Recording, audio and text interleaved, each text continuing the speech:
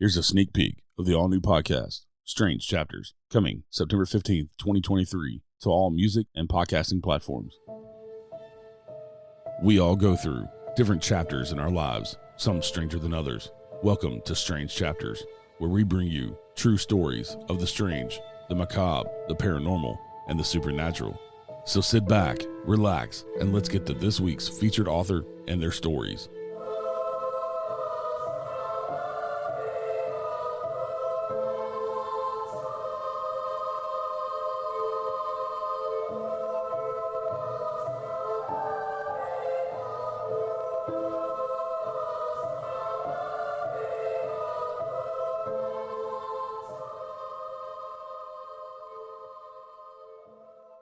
Today, we bring you 3 stories from Whispers in the Dark, true ghost stories and eerie tales from paranormal author, investigator, and researcher, Sin Schrader Hill. Sin Schrader Hill's books are available on Amazon, Kindle, and wherever fine books are sold, and you can find links to all of her books in the show notes below.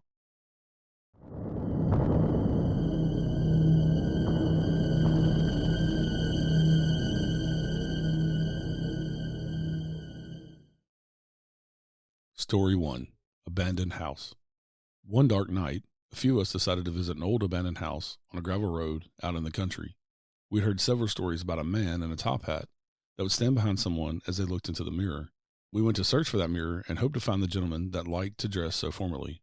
We found the house in shambles, but at one time it must have been a lovely home. Strangely, whoever had lived there left a lot of their furniture behind.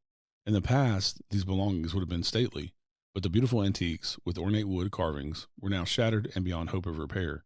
Everything had fallen to ruin. It was sad. This looked like the perfect setting for a horror movie.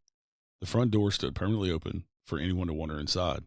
The room to the left of the doorway was not safe to walk in since the floor had fallen through, taking all the vintage pieces with it. There were piles of debris scattered from one side to the other. The only thing left standing was a stone fireplace starting in the basement with a chimney stretching through the roof of the second floor.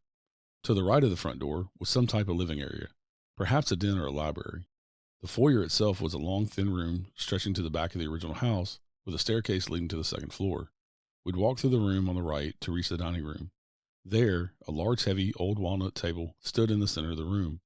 Old cabinets held nothing but broken glass, and the wallpaper was curling off the wall. On the far side of the table, you could see down into the basement several feet below.